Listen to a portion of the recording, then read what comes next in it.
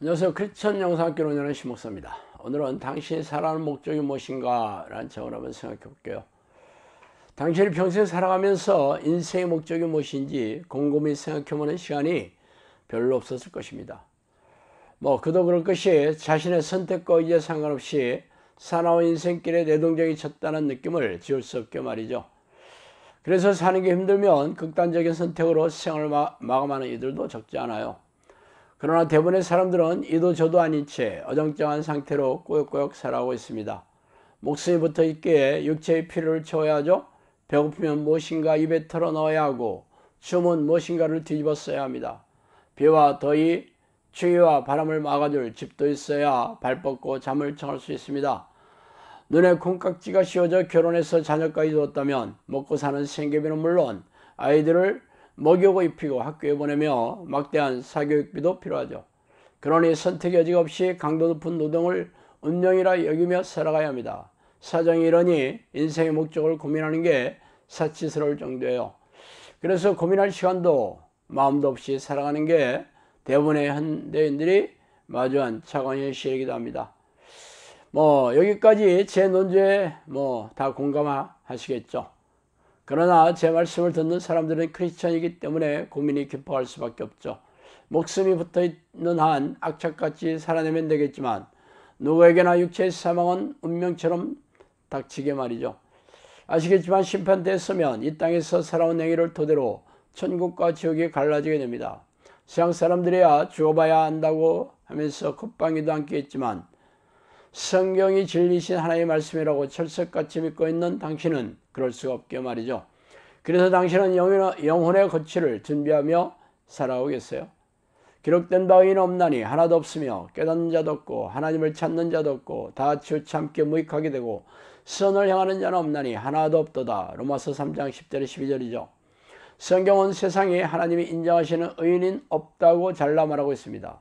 물론 당신은 아니라고 생각하고 있지만 말이죠. 3분째 영적 기도를 하고 주일 성수를 하는 사람은 예수 그리스도의 공로로 죄가 용서함을 받아 의인의 반열에 들어섰다고 가르치고 있기 때문이죠.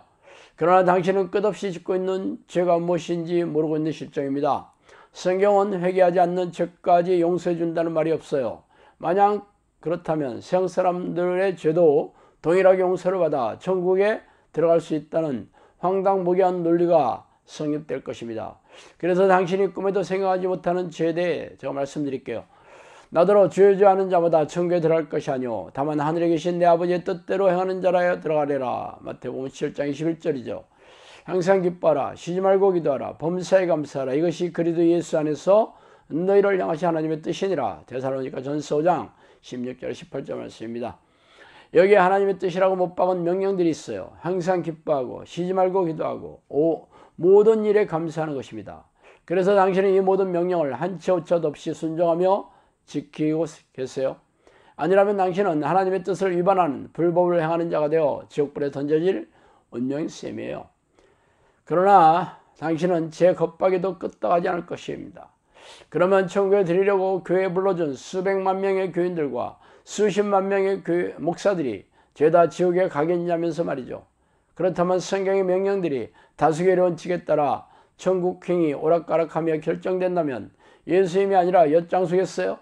노아 홍수 때 당시 사람들이 수천만 명이었는지 수억 명이었는지는 모르지만 노아의 식구 8명을 제외하고는 죄다 물에 빠져 죽어 지옥불에 던져졌으며 모세의 인도로 애굽을 탈출한 약 200만 명의 사람들, 성인 남자만 60만 명이죠. 그렇게 수백만 명의 이스라엘 백성들이 거의 대부분 광야에 죽어 지옥에 던져졌다는 사실이 잊지 마세요.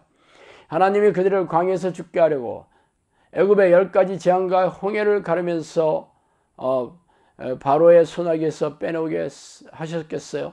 아브라함의 혈통이요 야곱의 자손들이었던 이스라엘 백성들의 불순종의 죄악을 용서하지 않으신 하나님이 한국교회와 교인들의 죄악을 없었던 것으로 눈감아 주시겠어요?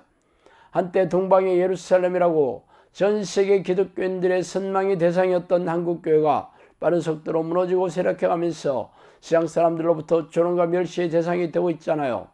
그 이유는 하나님이 한국교회를 외면하시고 떠나셨기 때문입니다. 우리네 교회 교인들이 죄를 밥 먹듯이 지으면서도 회개할 생각도 없이 교회 마당을 밟고 있었기 때문이죠.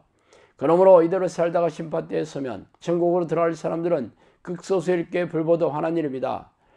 그래서 당신은 생명책에 이름이 기록된 극소수의 명단에 들어갈 자신이 있습니까? 이렇게 아무런 운명이 된 이유는 당신이 왜 사냐는 인생의 목적을 잊고 있기 때문이죠. 이 백성은 나를 위하여 지었나니 나를 찬송하게 하려 함이니라. 이사야 43장 21절이죠. 하나님이 당신을 지으신 목적은 하나님을 기뻐하며 찬양하기 위해서입니다. 하나님이 기뻐하신 사람은 하나님을 주인으로 모시며 주인의 뜻에 기꺼이 순종하는 사람이에요.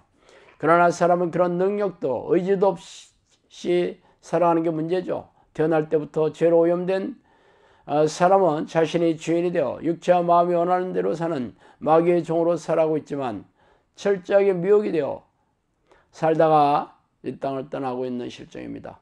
이 사실을 알려면 성령께서 당신 안에 들어오셔서 죄를 깨닫게 해주시고 죄와 싸워 이기는 힘을 주시고 육체의 연약함으로 죄에 걸려 넘어졌다면 즉시 회개하여 용서함을 받아야겠죠. 그런 사람들만이 천국에 들어갈 기회를 거머쥐게 됩니다. 그러나 교회 마당을 밟으면서 예배의식에 참석하고 있다면 당신의 얼굴을 천국에서 볼 수 없을 것입니다. 하나님을 마음에 두기 싫어해서 기도하기를 싫어하는 사람들이 어떻게 하나님을 기뻐하며 찬양하는 사람이겠어요? 참 두렵고 떨리는 일이 아닐 수 없어요. 자, 오늘은 여기까지 하겠습니다. 감사합니다.